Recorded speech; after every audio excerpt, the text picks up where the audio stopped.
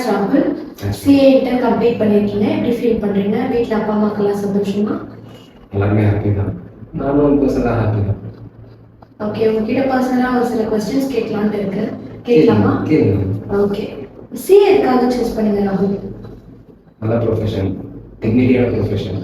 அதையும் தாண்டி என்னோட பர்சனல் லைஃப் வந்து கொஞ்சம் வந்து இம்பேலன்ஸ் ஆகும். வீட்லேயும் அதிகமாக பார்க்கணும், வெளியிலையும் வந்து நம்ம ஒர்க்கும் பார்க்கும்போது ரொம்ப 9 to 5 ஜாப்ல மாட்டாமல் வந்து நம்மளால தனியாக ஒரு ஒர்க் பண்ண முடியும்னா சிஏ வந்து ஒரு நல்ல ஹை ப்ரொஃபஷன். அதனால நான் சூஸ் பண்ணேன். ஓகே.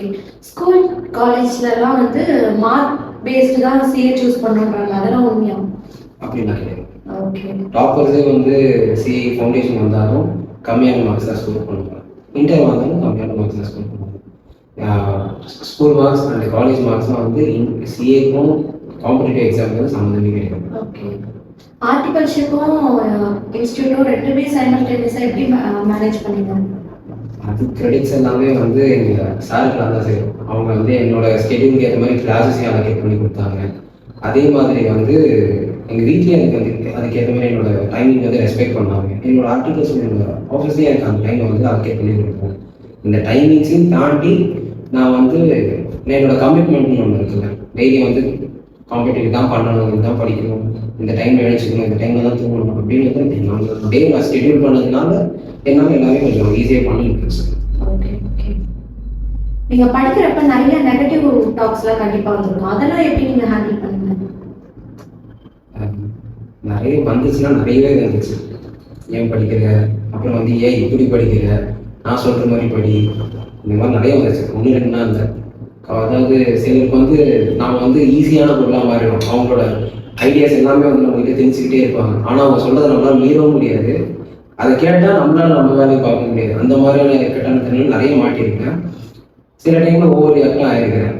இந்த மாதிரி எல்லா டைமையும் வந்து என்னோட ஹடில்ஸ் எல்லாமே வந்து என்னோட சார் எங்களுக்கு வந்து ரொம்ப சப்போர்ட்டிவாக இருந்தார்.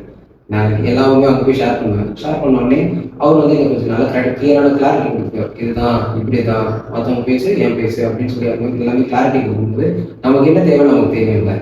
அதை மட்டும் நான் கரெக்டாக சூஸ் பண்ணேன். சார் சொன்னார் இதெல்லாம் ப்ராப்பராக பண்ணால் போதும், மற்றது கேட்குறீங்க, அதை ஃபாலோ பண்ணால் அதை கம்ப்ளீட்.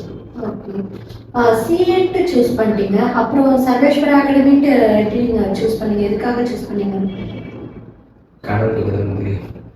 நான் வந்து ஜென்ரலாக வந்து என்னென்ன அகாடமிஸ் இருக்குது அப்படின்னு பார்த்தேன். அப்போ வந்து நியர்பையில் வந்து வேலுனா திருவண்ணாமலை, என்னோட நேட்டிவ் திருவண்ணாமலை.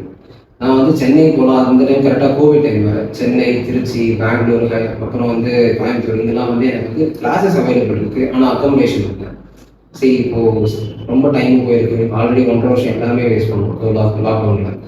அந்த பீரியடில் வந்து நமக்கு ஏதாவது ஒரு இப்போதைக்கு ஸ்டார்ட் பண்ணோம்ல, அந்த ஸ்டார்ட் பண்ணுறதுக்காக நியர்பையில் இருக்கிற ஏதோ ஒரு அகாடமி பார்த்தோம். அப்போ வந்து இங்கே வேலூர் வந்து சர்வேஸ்வரா அகாடமி பார்த்தேன். வந்து பார்த்தேன், ஒரு டெமோ கிளாஸ் வந்து கேட்டேன், எல்லாமே அவைல் பண்ணி தரேன்னாங்க.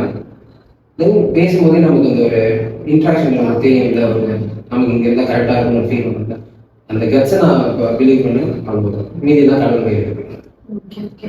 காஸ்டிங் 71 ஸ்கோர் பண்ணியிருக்கீங்க. காஸ்டிங் வந்து பாஸ் ஆகிறதே கஷ்டம்ன்றாங்க, எப்படி இந்த 71 ஸ்கோர் பண்ணீங்க? அந்த கிரெடிட்ஸும் சார் வந்து ஏன்னா வந்து அவர் எனக்கு கற்றுக் கொடுத்த ட்ரிக்ஸ் அப்படி.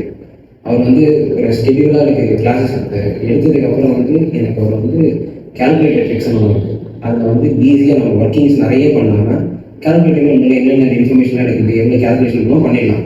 எனக்கு அதை வந்து க்ளியராகவே சொல்லி கொடுக்குறது இன்னும் ஈஸியாக இருந்துச்சு. தென் ஒர்க் இப்போ நான் நிறைய ப்ராக்டிஸ் பண்ணேன். என்னோட டைமிங் வந்து 70-60% நான் என்னோட ப்ராக்டிக்கல் சப்ஜெக்ட்ஸ் வச்சேன். காஸ்டிங், அக்கௌண்ட்ஸ் இதில் வந்து நான் ப்ராக்டிக்கல் சப்ஜெக்ட்ஸ் வச்சேன். ஏன்னா என்னோட ஸ்ட்ரென்த் வந்து ப்ராக்டிக்கல், வீக்னஸ் பார்த்தீங்கன்னா தியரி சப்ஜெக்ட்ஸ் தான். என்னால் தியரி வந்து அவ்வளோ ஃபுல்ஃபுல்லாக எழுத முடியாது. ஸோ ப்ராக்டிகல்ஸில் நான் 100% கான்சன்ட்ரேஷன் போட்டேன், எஃபோர்ட்ஸ் நிறைய போட்டேன். அதனால் அது வந்து கொஞ்சம் ஈஸியாக இருந்துச்சு. அட்வான்ஸ்ட் அக்கௌண்டிங்ல 60 எடுத்திருக்கீங்க, அதுக்கு நீங்கள் எதனா ஸ்ட்ராட்டஜிஸ் யூஸ் பண்ணிக்கலாம்?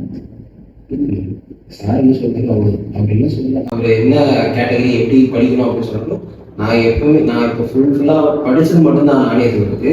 இப்படி படி அப்படின்னு சொல்லி சார் தான் சொல்லியிருக்காரு, அதை நான் ஃபாலோ பண்ணேன். அவ்வளோ வேற வந்து யாராவது ஒருத்தர் ஒன்று ஃபாலோ பண்ணல, நான் அவர் சொன்னதை ஃபாலோ பண்ணேன். வேறு எதுவும் எக்ஸ்ட்ராவாக நான் எதுவும் பண்ணேன். இதை அதாவது வந்து ஒரு ஃபார்மேஷன் இருக்கு. ஃபர்ஸ்ட் வந்து கிளாஸஸ் கரெக்டாக பார்க்கணும். கிளாஸஸ் முடிச்ச உடனே அந்தந்த டைமில் ரிவிஷன் பண்ணணும். ரிவிஷன் பண்ணதுக்கப்புறம் புக்கில் இருக்க சம்ஸ், அப்புறம் வந்து ப்ராக்டிஸ் மேனேஜ்மெண்ட்ஸில் எல்லாமே ட்ரை பண்ணி பார்க்கணும். அதை பண்ணேன். அதுக்கப்புறம் ரிவிஷன் பீரியட்ல வந்து ஆர்டிபி எம்டிபி கொஸ்டின் பேப்பர்ஸ் தான் ப்ராக்டிஸ் பண்ணேன்.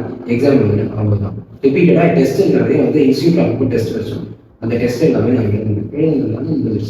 எக்ஸ்ட்ரா ஒர்க்கு பண்ண வேண்டிய ஒர்க் இல்லை, எக்ஸ்ட்ரா ஒர்க்லாம் ஒன்றுமே கிடையாது. இதெல்லாம் பண்ணாதான் இதெல்லாம் முடிக்க முடியும்னு இருக்குல்ல, அதை பண்ண போத் குரூப்ஸும் கிளியர் பண்ணிருக்கீங்க. இதுல வந்து சர்வேஸ்வர் அகாடமி எந்த அளவுக்கு உங்களுக்கு ஹெல்ப் பண்ணிருக்கு? ஃபுல்லாக அவங்க தான் இன்க்ளூட் பண்ணுது. ஏன்னா வந்து இந்த பர்சனலாக வந்து நாம தான் இதை பண்ணணும், நாம தான் பண்ணல அப்படிலாம் எதுவுமே கிடையாது.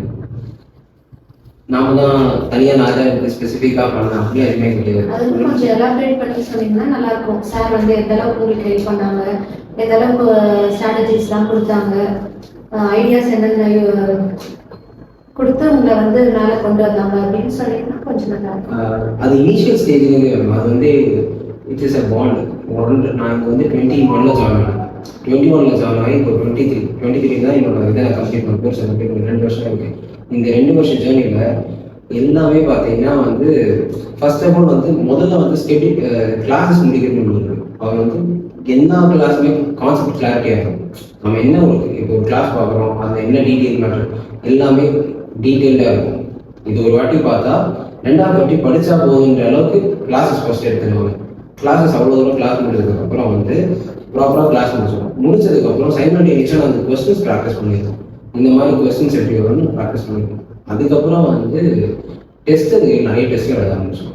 குரூப் 1லாம் நாங்கள் எனக்கு தெரிஞ்சு ஒரு 7-8 எக்ஸாம் 7 மார்க் டெஸ்ட் மட்டுமே நான் வந்து இன்ஸ்டியூட் எழுதினேன். அது அப்புறம் வந்து இதற்கெல்லாம் முன்னாடியும் பார்த்தீங்கன்னா வந்து ஒன்ஸ் போர்ஷன்ஸ் ஃபுல்லாக முடிஞ்சதுக்கப்புறம் சப்ஜெக்ட்ஸில் வந்து ஒரு சப்ஜெக்ட்லேயும் ஒரு சாப்டர் வைஸாக வந்து ஸ்கெடியூல் பண்ண ஆரம்பிச்சோம். Category A, category B, category D அப்படி சீன் போட்டு ஒரு 3 கேட்டகிரி ஸ்பிளிட் பண்ணி இதில் மார்க் வெயிட்டேஜ் எந்த அளவுக்கு இருக்குது, ஃப்ரீக்வெண்ட்டான கொஸ்டின்ஸ் எப்படி இருக்கும், போர்ஷன்ஸ் ஒரு 100% வந்து எப்படி ஸ்பிளிட் பண்ணலாம், அதெல்லாம் ஸ்பிளிட் பண்ண சொல்லி சார் ஸ்பிளிட் பண்ணி அதுக்கப்புறமா அதை நாங்கள் ஒழுங்காக ப்ரிப்பேர் பண்ண ஆரம்பிச்சோம். தென் ஈச் அண்ட் எவ்ரி சப்ஜெக்ட்டுக்கும் இருந்துச்சு, எல்லா குரூப்புக்கும் இருந்துச்சு. தென் வந்து நான் எனக்கு இப்போ 21 ஸ்டார்ட் பண்ணேன். நான் 3 அட்டெம்ப்ட் எழுதியிருக்கேன். மொத்தமாக இதோட எழுதுறது 4வது அட்டெம்ப்ட் எழுதியிருக்கேன். 2 குரூப்பும் இதோட முடிஞ்சிருச்சு. அந்த ஃபர்ஸ்ட் குரூப் வந்து முதல் அட்டெம்ப்ட்லேயே முடிச்சேன். ஏன்னா அந்த முதல் அட்டெம்ப்ட் எழுதும் போது வந்து எனக்கு ஃபர்ஸ்ட் அட்டெம்ப்ட் போது அது சார் எனக்கு வந்து நான் நிறைய சொல்லியிருக்கேன். முதல் அட்டெம்ப்ட் தான் really ப்ரீஷியஸான அட்டெம்ப்ட். அதை மட்டும் ஃபர்ஸ்ட் டைம் முடிச்சோம்னா இன்னும் அதில் மீதி வந்தால் ஈஸியாக முடிக்கிறாங்க, வில் பவர் வந்துடும் அப்படின்னு சொல்லிட்டு மோட்டிவேஷன். அப்புறம் வந்து ரிப்பீட்டடான எக்ஸாம்ஸ், அதுக்கப்புறம் ஸ்கெடியூல் பண்ணி கொடுத்தது, கிளாஸஸ் எடுத்துக்கிற கான்செப்ட்ஸ், இது எல்லாமே பேஸ் பண்ணி தான் book playing. Okay, student teacher அந்த ரிலேஷன்ஷிப்லாம் ஓகேவா அகாடமியில்? சூப்பராக இருக்கும். Okay okay. நமக்கு வந்து என்ன தேவை, நம்ம இங்கே வரதே இருக்காது, படிப்புக்காக வரும்.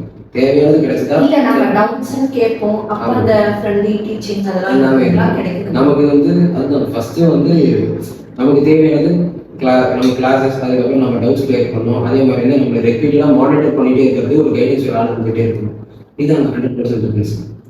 எனக்கு வந்து இது வந்து நம்ம வந்து சோல்ஃபுல்லாக இங்கே இருக்கலாம். இங்கே இருக்கும்போது மற்ற எந்த கவலையும் எனக்கு கிடையாது. ஸோ அது இது எப்படி வேர்ட்ஸ் எல்லாம் நம்மளால சொல்ல முடியாதுன்னு சொல்லுவோம்ல, அந்த மாதிரி எனக்கு வந்து ஓவராலாக நீங்கள் ஹாப்பியாக இருக்கீங்க? நான் ரொம்ப ஹாப்பி. Okay, thank you. தேங்க்யூ.